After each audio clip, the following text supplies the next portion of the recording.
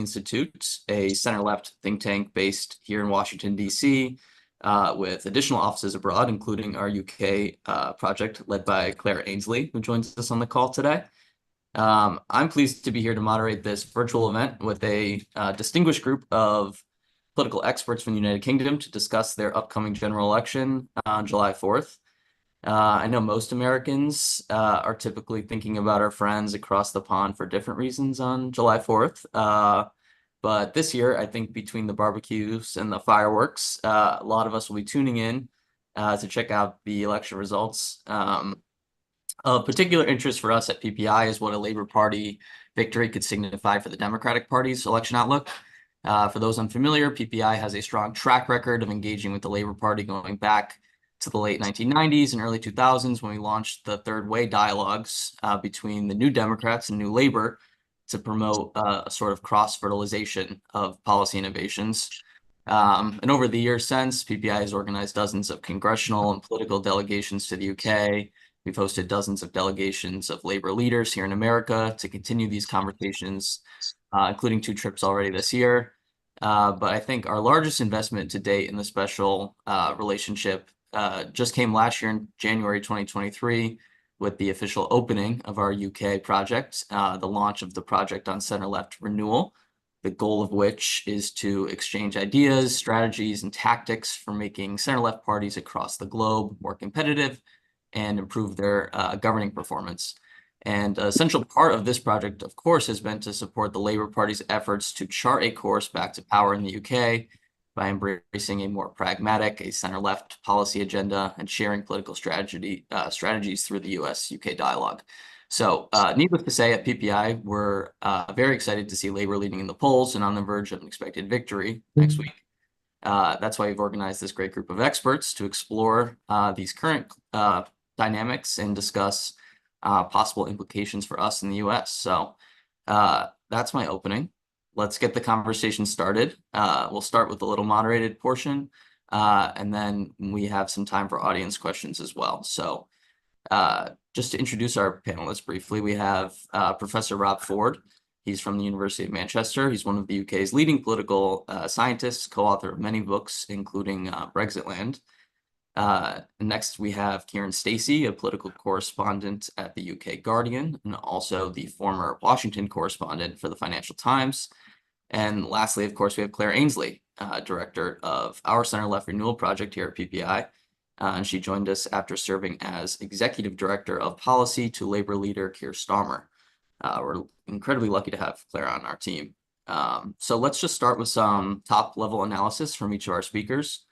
Rob, I'll go to you first. If you'd like to kind of set the stage and give us a sense of what the UK public opinion polls are currently saying about the election, maybe a little bit about your take on them. Is Labour's victory as assured as they seem to say? And maybe, some thoughts on Labour's likely a governing coalition as well. Sure, thanks, Stuart. So we were all a little bit surprised in the UK political community when Rishi Sunak decided to call this election early, because I don't think any government in the history of British polling has called an election voluntarily in a polling position as bad as Rishi Sunak was in when he called the election roughly 5 weeks or so ago. So the position for Labour started very, very strong, roughly a 20-point lead in the polls, and that goes back a couple of years. I mean, it's worth noting for our US audience that this is also a very unusual election, because it's pretty unusual for a government that won a big majority to be so far behind after having won a majority. The last time that we went from a majority government of one party to a majority government of another party was 1970. So that's 54 years ago. So to fall so far, so fast is pretty unusual. And there are probably 3 major contributory factors to that. The first was the scandal that engulfed Boris Johnson, the so-called Partygate scandal, when it turned out lots of staff in Downing Street had been breaking the rules during COVID. The second was the 2-month reign of Liz Truss, a prime minister who was outlasted by salad. There was a famous lettuce with goggly eyes that was on the front of one of the newspapers here. And they were running a bet about whether or not the lettuce would outlast Liz Truss, and the lettuce did outlast Liz Truss. She completely crashed the Conservatives' reputation for economic competence. And then thirdly, the cost of living crisis, which was spiking around about the same sort of time and contributed to that. So they were already in dire straits when they came in, but their hope and the widespread expectation was that the polls would narrow during the campaign. They often do. The party was clearly below what many people thought might be its equilibrium level of support. There were lots of people who've been conservative in 2019 and were now saying that they don't know what they're going to do. But none of that has happened. And we're only 10 days away from election day now. The Conservatives have continued to fall in the campaign. Roughly 95% of all the opinion polls that have ever registered Conservative support under 20% have happened during this election campaign. They started at about 23, 24%. They're now averaging about 21, 20%. Labour have fallen a bit too, for reasons I'll get onto in a second, but maintain their lead. So 5 weeks ago, 20 points ahead. Let's hope it narrows. 5 weeks later, still 20 points ahead, and the Conservatives are even lower in the polls. That's not a very good campaign. I want to talk a little bit about why they haven't been able to turn things around and why this could be a really, really bad defeat for them. So any general election is a choice on several dimensions. It's a choice of leadership, it's a choice on the issues, and it's a judgment on performance. On leadership, Rishi Sunak has the worst approval ratings of any party leader, or rather, he is in an elite group of extremely disliked party leaders that includes him, Jeremy Corbyn in 2019, Liz Truss shortly before she resigned, and Michael Foot in 1983. You know, that's one hell of a winner's circle right there. Those are the people who've managed approval ratings of like -50 or below. So really, really dislike. This is a new situation for the Conservatives. They've run leader-focused campaigns in every election since 2010, and they've done that because their leader has been preferred by voters to the Labour Party leader in each of those elections. That is not true this time. Issues. Last time, the election was focused entirely on Brexit. Brexit has barely been mentioned in this election. It gets 12 mentions in the Conservative manifesto and I think one mention in the Labour manifesto. It has disappeared as an issue. The issue agenda that has emerged is the traditional areas of centre-left strength, the cost of living, the state of public services, and then the economy, which is not a traditional source of strength for Labour. But thanks to Liz Truss, it is a source of strength for them now. Because something else that is very new in this election is that if you ask voters which party they prefer on each major issue, every single one, defence, immigration, national security, crime, the NHS, the cost of living, the state of education, you name it, Labour lead on every single one, every single one. That has never happened before. That was never achieved by Tony Blair. You can't find an example of this happening in the history of British polling. You can find examples of the Conservatives wiping the floor with Labour in that way, but you can never find an example of Labour wiping the floor with the Conservatives in that way. This is unprecedented. Then performance. Every election, your great American President Ronald Reagan put it so well in 1980. Are you better off than you were 4 years ago? If you are, then you're going to vote for the incumbent. If you aren't, I can invite you to make a different choice. Every election is partly a judgment rendered on the performance of the government that's going for another term. It's unavoidable. And the Conservatives have tried very hard to avoid it because the judgments are dire. And again, we're talking historically unprecedented dire. The share of people who think the government have done a bad job, worst ever. Share of people who think it's time for a change of government, amongst the highest ever. Share of people who think the country is in a worse state than it was 4 years ago, highest ever. It's on every metric in the mind of the voter an election where they want change. So it's no accident that Labour's one-word slogan is change. That's clearly what voters want.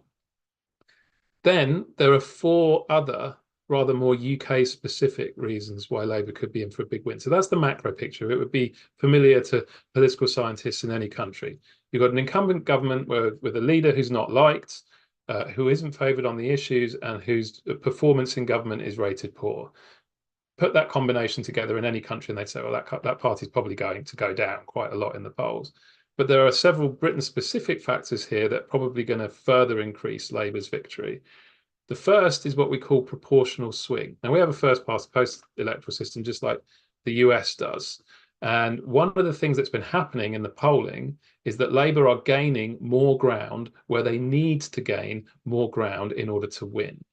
You can have the same vote share, but if you pile it up in safe seats you already have, it's no use to you. What you need to do is to get extra votes in the seats you're trying to win. And if you go and plot the polling out on the map, that's exactly what Labour are doing. That means they're likely to get a bigger seat haul than even a 20-point lead in the polls suggests they ought to get. Secondly, tactical voting. Labour aren't the only game in town in terms of progressive opposition parties. You have the Liberal Democrats, who are second to the Conservatives in a large number of seats. You have the Greens, who are second in a handful of seats. You have various other small independent parties. Something else we have seen in the last few rounds of local elections is that voters are very, very focused on chucking out Conservative incumbents. They are coalescing behind whoever is second place in order to do that. That, again, enhances the scale of Labour's victory. Third factor is Scotland. Now, Scotland is completely different to the rest of Britain at this point. In England, you have a conservative centre-right government, centre-left Labour opposition. In Scotland, you have a centre-left nationalist incumbent government in the Scottish Parliament and a Labour opposition that, in many respects, is pretty much in the same space, economically, maybe even a bit to the right of it. It's a very different contest. Now, for reasons that are nothing to do really with the Labour Party, the SNP has imploded. They've had a major sort of party funding corruption scandal of their own. Their exceptionally popular leader, Nicola Sturgeon, has departed the stage and been replaced by somebody who proved to have a great talent for sticking his foot in his mouth. They've fallen very sharply in the polls. That could deliver an extra 20 or 30 seats into the Labour column because of a set of phenomena that have really nothing to do with the broader national picture and much more to do with Scotland. And then finally, one of the figures from British politics that many Americans will have heard of, Nigel Farage, has returned onto the political scene. Now, he hurts the Conservatives primarily. This is important because he will claim otherwise. And once he's done with this election, he'll come to the US and start claiming otherwise as well.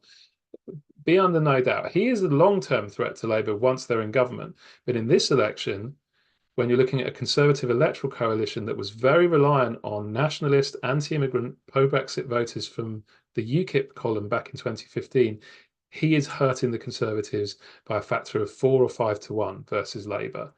And by splitting the right-wing vote, he's making lots and lots of seats that might otherwise be out of reach competitive. So if you put all of these factors together, what do you get? You have a once-in-a-generation poll lead for Labour. And unless we have a once-in-a-generation poll error, that's going to mean a victory on the scale of at least 1997 and Tony Blair.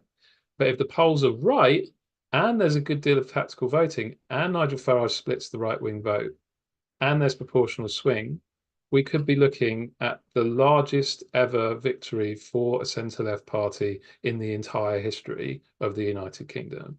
That is a perfectly plausible outcome. It's probably towards the middle of the distribution at this point. So we are potentially looking at a history-making election unless something changes quite dramatically in the short amount of time that's remaining. Okay, well, that's an excellent overview of the state of play there. Kieran, I'd like to get you in quick just to get your kind of reaction to that analysis. Any comments that you have in general on the UK campaign so far? And then perhaps if you also want to go into kind of this evolving relationship that's happening between Labour and US Democrats here for our US audience. Sure. Well, let me start off with a detail about how wrong political correspondents can be, even about the elections that they cover very closely. If you'd have asked me just probably at the beginning of this year, what is your base case for what happens at the election? Even looking at a 20-point lead, as Rob has outlined for Labour, I'd have told you I thought it felt like it was going to be a hung parliament, which is where there is no party with an overall majority here. And the reason for that is this to me has felt a little bit for a while like an election similar to 2010, when we had one party, Labour at that point, who'd been in power for a long time. Voters no longer liked or trusted them particularly.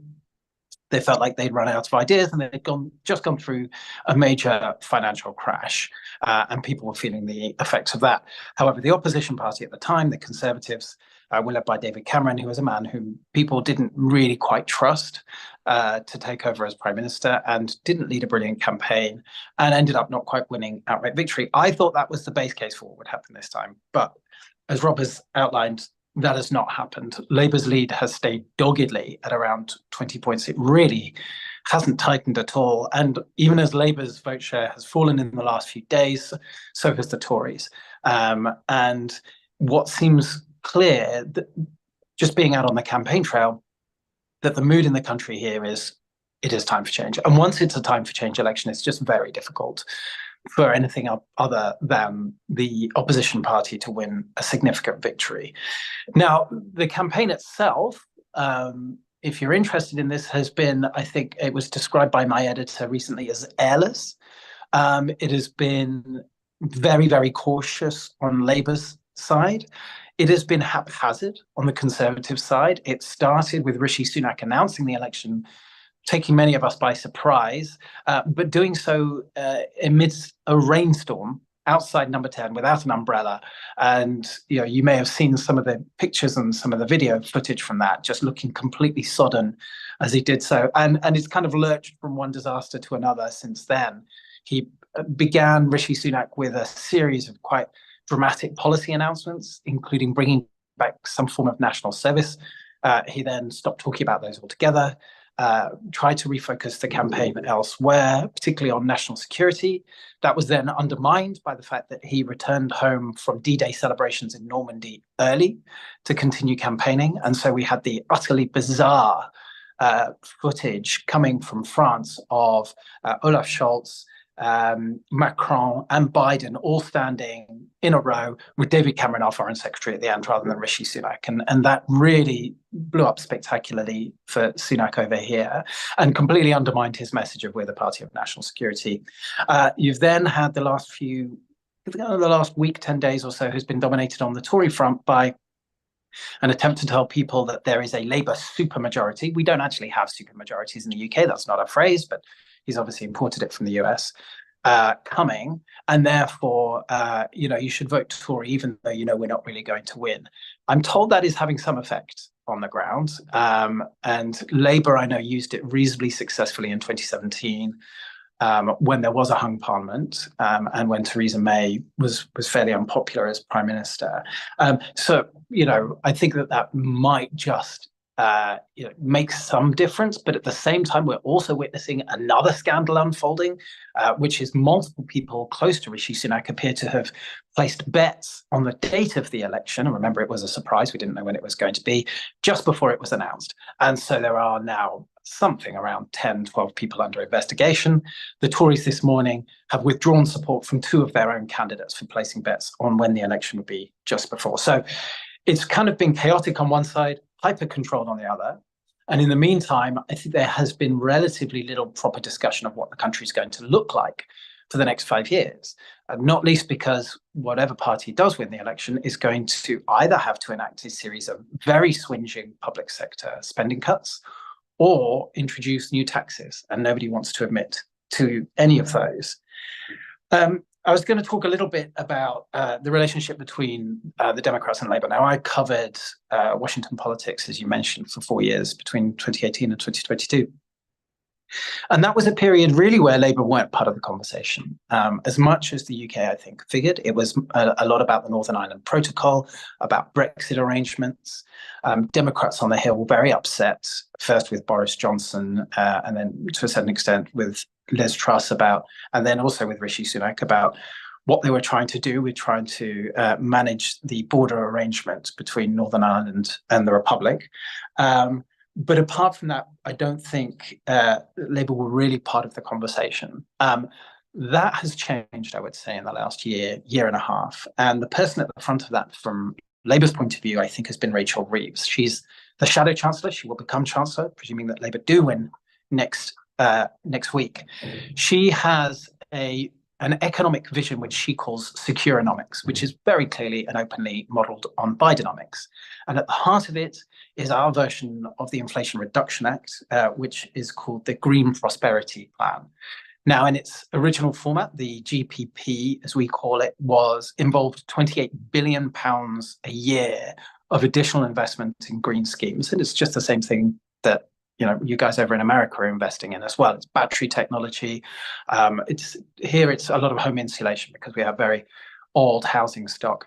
It's car charging points. It's all of that kind of technologies of the future was the idea. And there'd be two institutions at the heart of it. One, an energy development company called Great British Energy, which would actually be a bit like EDF in France, would actually be a generator. And then a sovereign wealth fund, essentially, called the National Wealth Fund, which would invest in cutting-edge green technologies. Now, where that now differs, I think, from the IRA is in scale, because what Labour has had to do in the last 6 months is dramatically scale it back. And if you talk to Labour people about why that is the case, they mention two things. One, we're not the United States. We don't have the world's global currency. We can't just keep printing money, borrowing money, hoping that we can finance grand schemes without the markets spitting out the dummy. And we obviously saw just after this Truss unveiled her mini budget, what happens if the markets lose faith in your sovereign debt.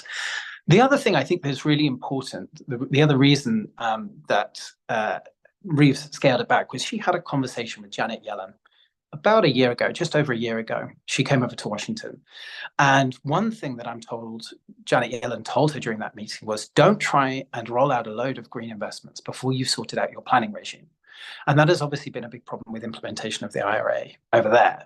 And that message, I am told, was really taken to heart. So Labour has promised very wide-ranging planning reforms over here as soon as it gets into government. And I think one of the things it's going to try and do is rebalance the way it does our essential, similar green investment program to put planning reform first and then try and get the money out of the door. Now, there are other similarities and other ways in which, the two parties have been cooperating.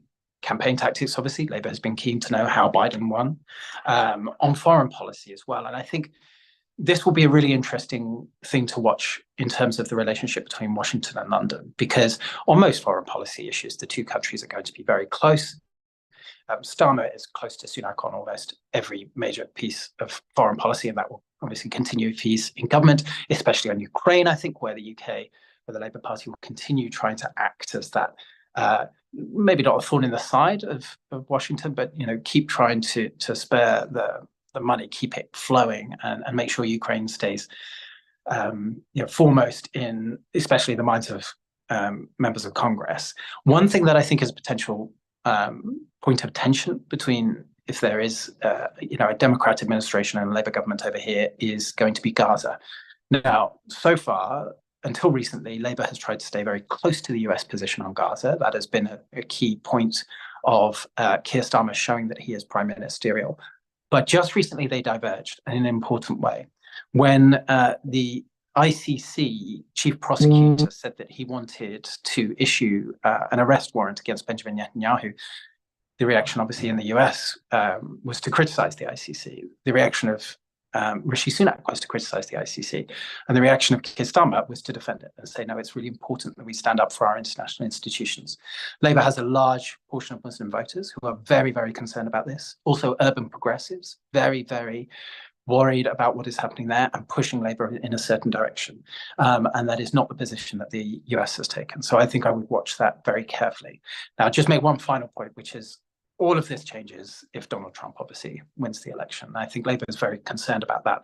They spent a lot of time cultivating contacts in the Democratic Party, and then in the last few months have switched to try and cultivate a few on the Republican side as well. But we know how Trump operates. I covered him for 2 years as president.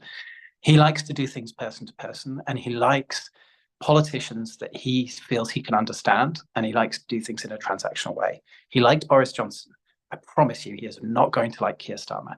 Keir Starmer is the opposite of a Donald Trump. He's not, he doesn't like a fight. He doesn't pick fights. He's not particularly charismatic. He's much more interested in detail and getting things done quietly. He's almost more like Theresa May, with whom we know Donald Trump had a very poor relationship.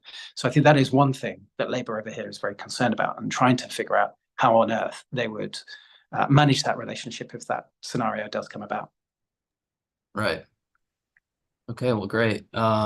Yeah, you got into policy a little bit there too, which is a good transition to Claire, as the former policy director for Leader Stahmer.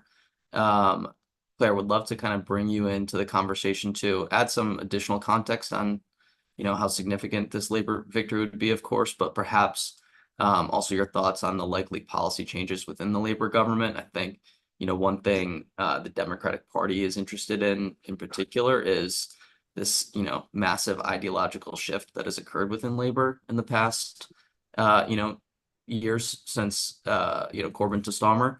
That's the intra-party fight that we have all the time. There's some primaries where that's kind of play out tonight, actually, here. So I think your thoughts there for the US audience would be great as well.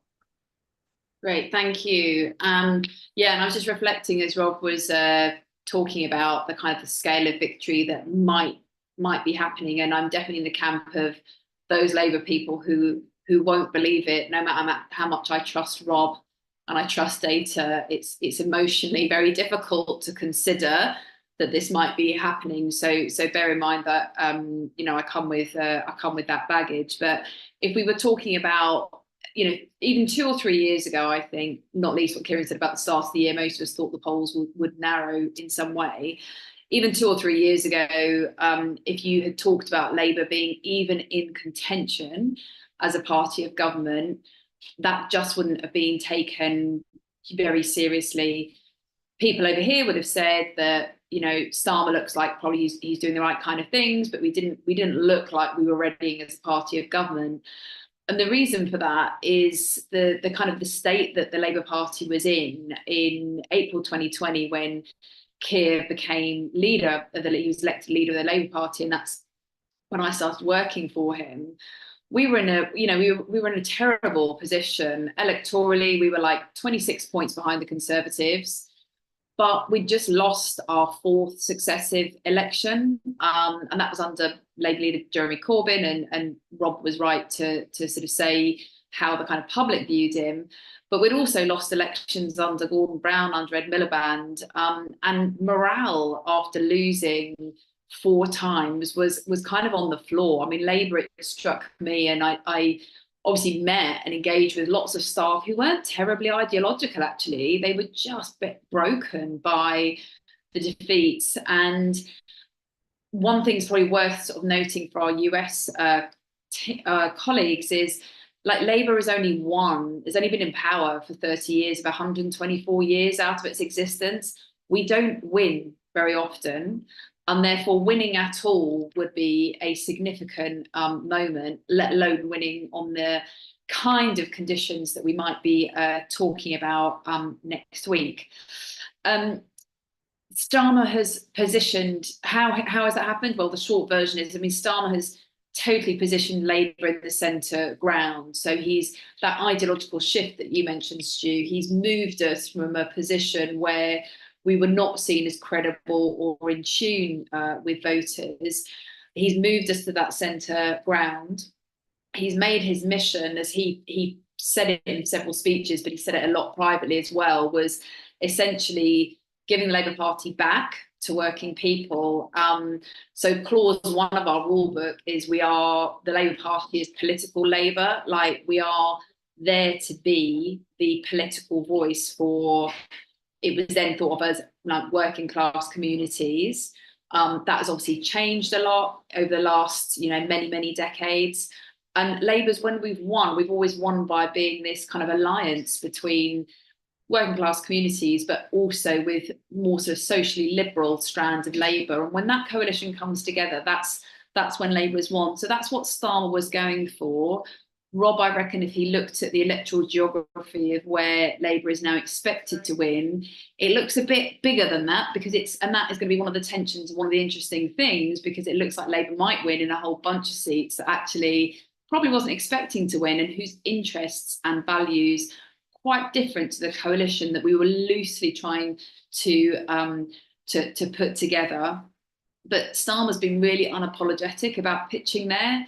He's not just not ceded ground to that kind of left activist base. He's actively moved, he would say, the party closer to where voters are. There have been some costs to that. I think we will see some of that play out in the election. But he's put it where he thinks, he is, and where he thinks the mainstream of British people are. But crucially, it's where Labour can win from. So not uncontentious. But it has been his electoral strategy. And when Rob mentioned about where Labour's vote is, and the fact that the size of majority might be reflective of the fact that Labour are going to win enough votes in enough places to give us a large spread of parliamentary seats, that is absolutely deliberate. Like, that is not an accident. Some of it will be accidental if it's a big, very, very big, but that hasn't been on the whole an accidental. That's been because Starmer wanted us to win in this swathe of seats. And actually, in the first few months, funnily enough, we actually went level with the Tories in the polls quite quicker than we thought we would.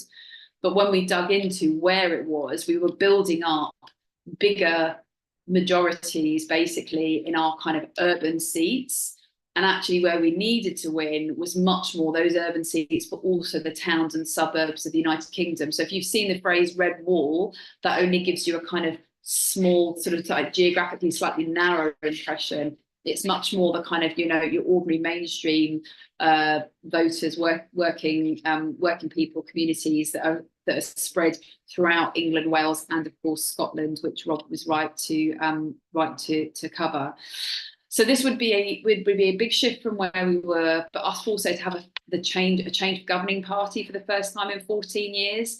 And so much has happened domestically and globally that it will not be the country. This will be the first time this has happened since 1997, but the world has just changed so significantly. And I think for UK voters, I think their experience is really shaping this election. So that kind of sense that we've just not moved forward as a country, that people's wages have been stuck. We've seen some movement in the last sort of year or so, but obviously, like many Americans and others, our costs have been, they skyrocketed, whether it was the mortgage fiasco that Liz Truss presided over, or energy, which was predominantly the result of a kind of the global position. And our response to the financial crisis of the 2000s was reasonably uniquely was to sort of cut back on public spending, austerity as it's come to be known, which has just led to the obvious in terms of people feeling like their public service is afraid, like our public infrastructure is afraid, even before COVID. But it also just means we've got a lot of inefficiencies in many places. So lots of places where we've had to basically, like police officers is my most annoying example, where we've had to re-recruit police officers that we let go through cutbacks during the kind of austerity years. So and that's before you even get onto Brexit, which was obviously economically has harmed our prospects of growth, but has also been socially pretty divisive as well. So people are feeling really fed up. All of that's been compounded by a campaign where people just don't feel that the Tories are really kind of in a good state to position us. And a lot of people just feeling really disillusioned. And I think part of my nervousness about the result is that, I'm out knocking on doors to get people to vote Labour. So it's a bit noisy where I am at the moment. We open the windows because of our little 3-day heat wave we're having. But it's also just people just feel like there's no politician that can really answer their concerns. I think people just feel like there is this disillusionment really sort of baked in, which in a sense manages expectations for Labour, but it also just means like the problems that Labour could have if they do have a moment of hope and optimism. People they do expect quite a lot, and we know we're not going to be able to deliver it in the same ways. So in terms of kind of what sort of policy changes there might be, Kieran covered some of them. Just other things I'll touch on is that if you look at some of the coverage, the international coverage, it's expected that there'll be like complete continuity on foreign policy, or that's how it's positioned. Certainly on defence policy, like Labour have been at pains to point out their support for Ukraine and to stress through several visits, speeches and so on, their backing for NATO. So that is correct. But I think there will be some important differences. I think Kieran's absolutely right to highlight the inspiration that has been taken from this more active state. The UK will have our version of it if Labour are elected, but it absolutely learns and borrows from what the Biden administration have done in terms of investment in infrastructure, even if it isn't entirely the same. The security of our supply chains, that's obviously a very much more contemporary issue. But that does give opportunities for more favourable trade agreements that we might then be able to have. So, for example, on clean energy, Labour have got a big policy on having a clean energy trade agreement, which might open up more opportunities. There is just much more of an embrace of internationalism. It will be different this time. This is not, you know, Clinton and Blair, you know, 2.0. It is a different world. But just the fact that you've got an outward-looking UK government, if Labour were to be elected, will be certainly welcomed by our colleagues and friends in Europe who have just felt, I mean, they've moved on, but they have felt sort of so kind of battered by many of the Conservative jockeying for position around Brexit. So that reset in the relationship with the EU, but particularly obviously with the States, Rachel choosing to make that securonomics speech from DC, I think that's significant, and that will be a sign of things to come. So we hope there is this moment, if you like, that we need to capitalise on, of having centre-left leaderships in our countries. We look at Germany, some of us have just been in Germany as well, and obviously the SPD are there, but having some difficulties. So there is warnings from where the centre-left is in power. Clearly, Labour are saying they will work with whoever is elected in November, and are doing a lot to try and make sure that the country's stability and relationships continue, even if it's a Trump victory. But, you know, Labour folks will be rooting for Biden for your country, but also for prospects of that sort of centre-left agenda moving forward. It's not coming forward in the same way that it might have done in the 1990s. It's much more about sort of practical realities of governing, but there are the threads of this active state being used as the plank by which you not only just create domestic economic security, but also that you start to have a much surer sense of who your crucial essential supply chains are, is the start of that conversation. We've seen some of that in Australia too with Albanese. So there are the prospects of a centre-left agenda emerging, but particularly so if you see re-elections in the US too. Before I close up my comments, I did want to just recognise PPI actually for the role that PPI have played in helping to re-establish this transatlantic dialogue. It hadn't, as Kieran said, like the UK wasn't part of that conversation, but it wasn't really happening in the way that it had done in the 1990s and was so fruitful. So I just think the fact that, I mean, Will actually reached out to me when I worked for Keir, and we had this dialogue over that time. And I think to have friends in good times is great, but to have friends who stick with you in the hard times is even better. And I just think the more that we can furnish these relationships between those on the centre-left in the Democrats and those in the centre-left in Labour and other parts of the world, the stronger our respective parties will be, because a lot of the solutions are to come from the next generation that are coming through. So that's all I wanted to cover for my opener, but yeah, love to hear other people's thoughts and any questions. Great. Well, thanks, Claire. Yeah, and as Claire said, quick programming note, we have about 20 minutes left. We have some questions that have come through, but if you do have questions, please put them into the chat. I'll be able to see them and we'll try to get it into the conversation. So for this kind of general question portion, anyone feel free to jump in. I want to start with the question that we got and help us kind of understand the average Labour voter versus the average Democratic voter. In particular, are there differences in the Biden versus Starmer strategy with the voters that they are trying to reach? So throw that out to the group. Rob, you're muted, but I think you want to take it.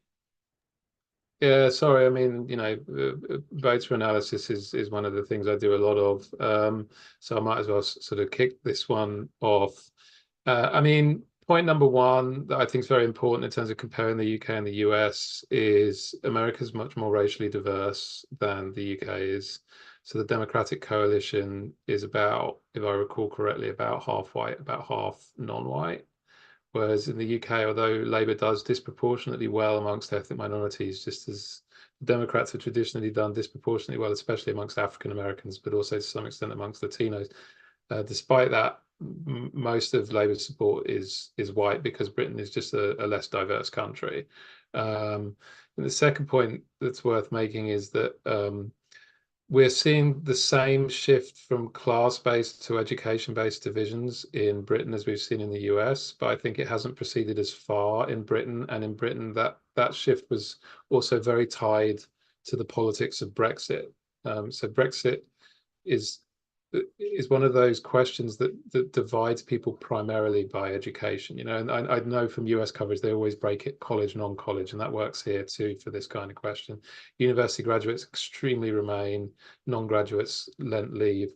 One of the things that has happened under Starmer's leadership, that divide is still there, but it's become much more latent because this team around Starmer have been very focused on bridging that divide for good reasons, as Claire was talking about. And so you're seeing a much higher level of support from non-university, socially conservative voters. And those voters are, and this would be point number 3 in terms of UK versus US, British centre-left voters are much more economically left-wing than American centre-left voters, and that's a much more important part of their political identity. We go out into the street and we applaud our public service workers in the NHS. We built an Olympics opening ceremony around our healthcare system. There is a section of our politics that's very openly centre-left in the sense of big government, redistribution, equality. Starmer speaks to that quite a lot. And I think that there are echoes of that sometimes in the way that Biden talks about the working class and Scranton and so on. But the US Democratic coalition kind of has to be, on average, to the right of the Labour coalition because the US electorate is considerably to the right of the British electorate. So I think those are the 3 points I would make. Can I just jump in with a quickie to just add to what Rob said in that like Labour knows it can't just win by targeting working class voters, like that wasn't the strategy.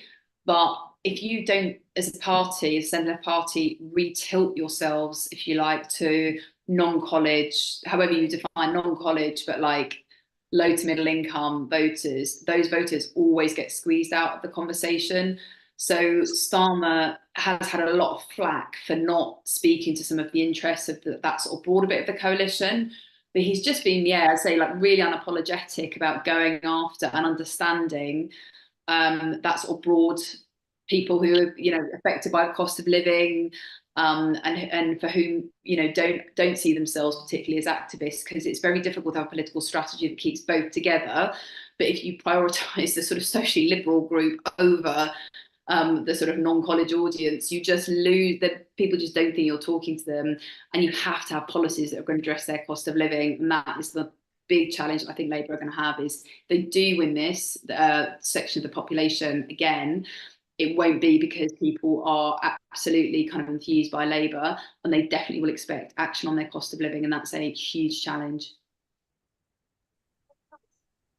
Can I just add in one thing that we haven't discussed, and that's age. So although it is, there is a similar pattern in the UK to the US, which is that younger voters tend to be more left. Over here in the UK, it's really quite stark. The crossover point at which people are more likely to be Conservative than Labour, I think, is now, Rob will correct me if I get this wrong, but around in the 60s, is it, Rob? 70 in the latest YouGov. 70, so it's gone to 70. I mean, that crossover point in America is more like 50. And that, part of the reason I think that the Republicans are possibly going to make a comeback is because their coalition of support hasn't been eroded in quite the same way that the Conservatives had.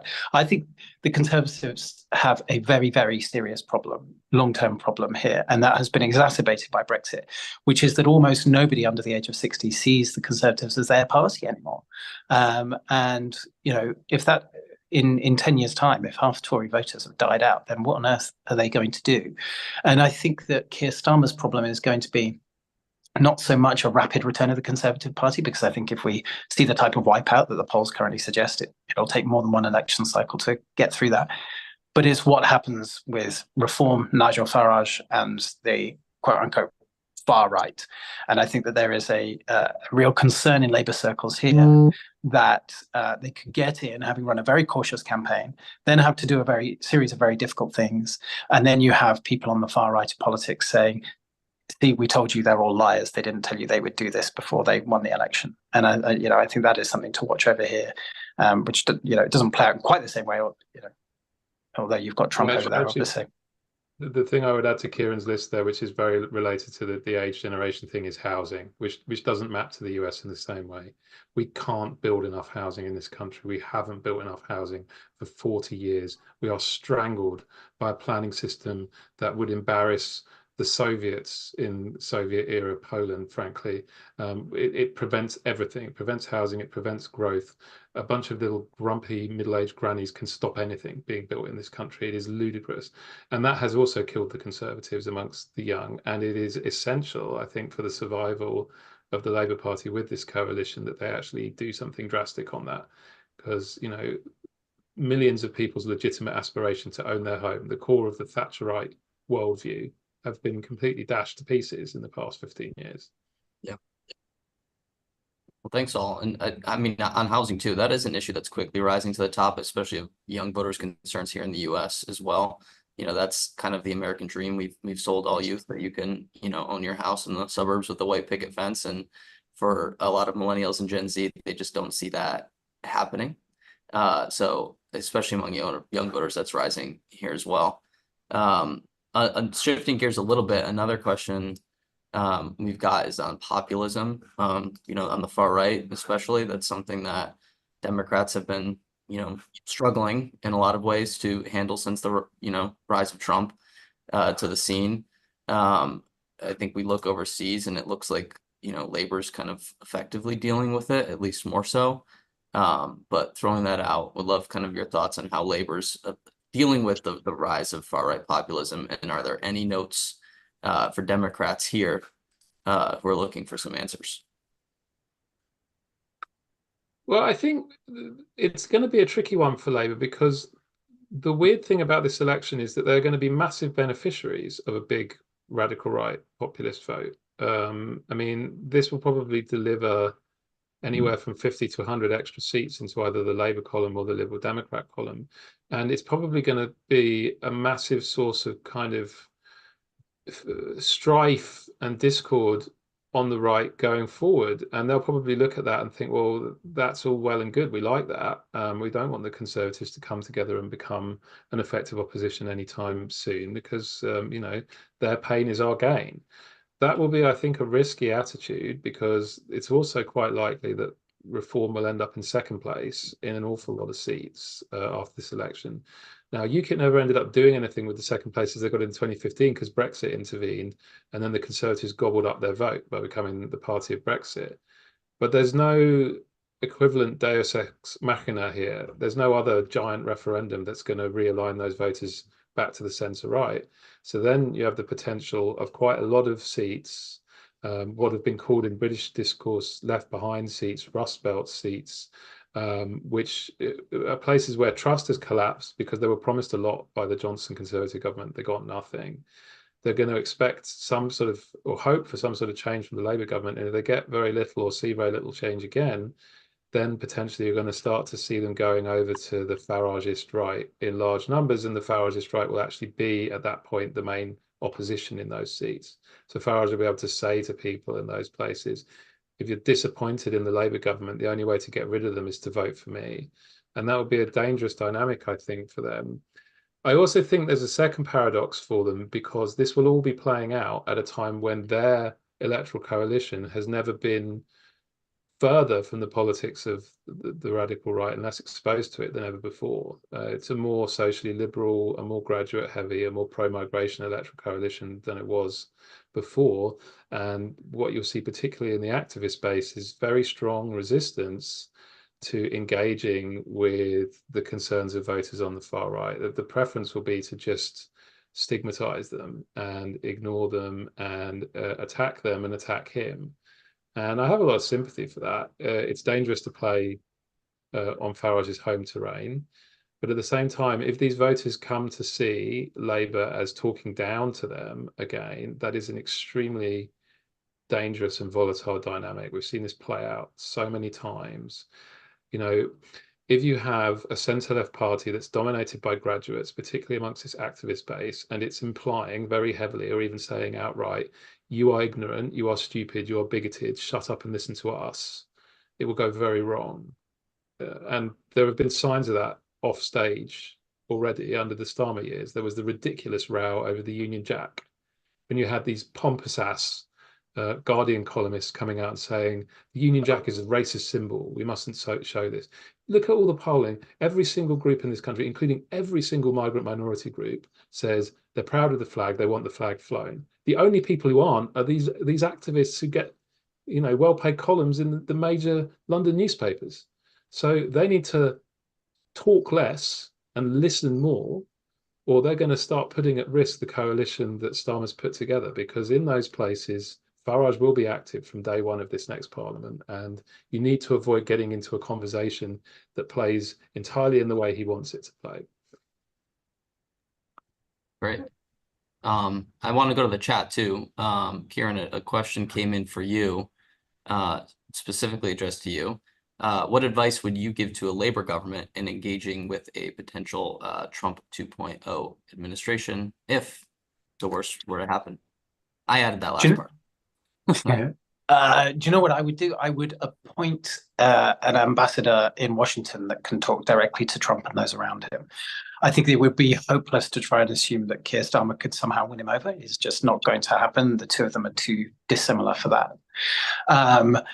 Now, Labour is currently talking about who they make ambassador in Washington. It was due to go to a career diplomat, but Labour has complained about the Tories trying to, quote unquote, stitch up the ambassadorship in Washington before, just as they're leaving office, almost like a departing president might do with an appointee to the Supreme Court. But I think that Labour, has a series of people that it might want to put in that job. One of them, who might be well known to people on this call, is David Miliband, who is heading up the International Rescue Centre right now, former Foreign Secretary. And there are a couple of other Labour people in the mix. But I think they would be wise to just hold out and see what happens in November. And if there is a Republican presidency, if Trump does come in, then you need somebody who can be an interlocutor, even somebody who is really not from Labour's, part of the political spectrum. And then you can let that person be the direct liaison with Trump. Let that person kind of do some of that charming, whatever you need to do on the diplomatic circle while you do what's needed at home. I think if they're hoping that Starmer can, I remember in the early days of Trump coming in, Macron used to talk about being a Trump whisperer. I mean, people need to stop trying to make themselves Trump whisperers. It does not work. Trump listens to whatever he thinks that day and mainly, acts on either instinct or transactional benefit. So, don't try and do something that can't be achieved, would be my advice. Great. And then kind of running through these quick, just in the interest of time. Claire, I think you might be best suited for this one. A question from Alec on corporate governance reform. Maybe talk about Labour's position here. The question is corporate governance reform the key to wealth redistribution and demand-led growth, balancing supply side policy? So a little bit of an econ question for you, but I think you can handle it. In terms of Labour's policy, Labour has actually got quite a substantial agenda on, it's now called making work pay, because we're in an election, but it was the New Deal for Working People, which was actually quite an extensive programme looking primarily at the position of workers in the UK and modernising our employment rights framework. There is some of it on corporate governance, but it's more phrased as like more collective bargaining rights for workers, and accepting that basically you are not going to have unionisation of all the workers that, you know, I might think might benefit from unionisation. What do you do about that? So it was a way of kind of giving them sort of better collective representation. It talks less from memory about corporate governance per se. I mean, I don't think corporate governance has necessarily taken off over here as being as integral to growth as some of the more kind of worker-led agenda. So we have some improvements to what corporate governance, but it's not really seen as absolutely instrumental to growth. I definitely think I'm going to use it in inverted commas, this sort of pre-distribution is a massive part of Labour's agenda. Like Ed Miliband, who was our former leader, basically coined this phrase and should never have said it in a speech, because it's sort of language we should use and not find its way into leader speeches. But essentially, is a lot of what stuff, like, you know, what Rachel's saying on secure supply lines, all of that sort of stuff. So the pre-distribution is huge. It's a huge part of the agenda. It will never get termed in that way. But I would say actually having an agenda for workers is seen as more important for Labour than big reforms on corporate governance. PPI does actually have a programme in the US on market reform and on competition, led by my colleague Diana Moss. So do check that out if you're interested. Great. And then I think to kind of close, maybe a global perspective we could take for a second. You know, what might a Labour win for center-left parties globally? You know, I think, you know, Labour going from being out of power for so long to, if Rob's right, you know, this historical center-left victory, you know, even best case scenario, we're not going to be in that good of a position here in the United States. You know, Labour might be, you know, the best positioned center-left party globally after this year of elections. Are they ready for that leadership role, going from being out of power for so long to kind of, you know, stepping into that role? I mean, I for one will be really interested to see how they approach that question, because if the polling is all right, then we're looking at a very large Labour majority, and in the Westminster system, a government with a very large majority in the House of Commons has extraordinarily broad discretionary powers, much more than in a system like the US or even a system like Germany. So the potential to lead and do big ambitious things is there, in the sense that that if they want to do things, there's nothing really formally in the system stopping them from doing things. So it's going to be interesting to see how they approach that power and what lessons that may give other centre-left parties in terms of agendas and leadership. I think in particular in planning and in the energy transition and the green transition and the environment, it's going to be really interesting watching what they do and whether they are able to unlock things that others can learn from. So yeah, they will have an opportunity to lead. What they choose to do with it, I don't know. They're keeping their cards quite close to their chest, I think, and wisely so. Claire, Kieran, any final thoughts on that? I think you often see British prime ministers get very interested in foreign policy in their second term, and I wouldn't be surprised if that was true of Keir Starmer as well. He has a lot of internal problems to try and fix before he starts to focus on trying to fix the rest of the world. I think that the impact, though, of a Labour victory will kind of give a morale boost to the global centre left. It will certainly, I would expect, give a boost to democratic, activists. It will show them it can be done even in tough times, that centre-left parties can win. And, at a time when I think it feels like the far right is on the advance yet again in Europe, I think it'll kind of galvanize some of that movement in mainland Europe as well. But, in terms of actual action on the global stage, I don't think Starmer's in any place to take on any kind of centre-left leadership role while he's dealing with so many problems domestically. So I just come in before we end. Yeah, I mean, I think it will be as long as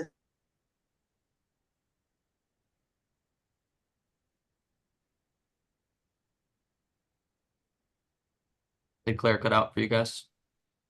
Yeah, she's frozen. I'm sure she's going to say something very insightful to kind of bring this to a close too.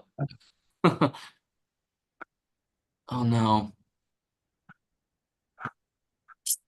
Okay, well, Should I just add one last yeah, thing as well, which is having reported on American politics for a little while now, British politics, we love to see echoes of each other's politics in our domestic politics, and we love to take lessons from that. But before, if Labour, presuming Labour does win next week, before Democrats get very excited about that, I would also remind them that what we would have seen is an incumbent who has managed to actually bring down inflation, certainly in Rishi Sunak has brought down inflation quite sharply, and deal with a lot of the problems that economic problems that he inherited. Now has, growing wages, relatively low unemployment, kicked out because voters essentially say, yeah, it's not enough. We're still feeling the pain of what's happened before, and we need to give somebody else a try. And I would just be slightly cautious if I were a Democrat about getting so excited about Rishi Sunak getting kicked out of power and what it might mean for them come November.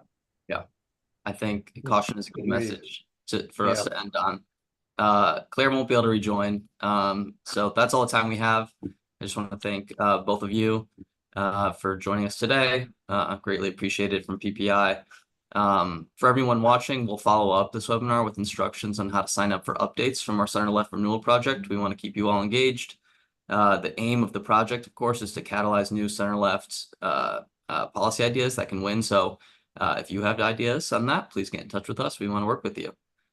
So thank you all again for tuning in. Enjoy the cookouts and the election results on 4th of July. Thank you. Thanks very much. Bye.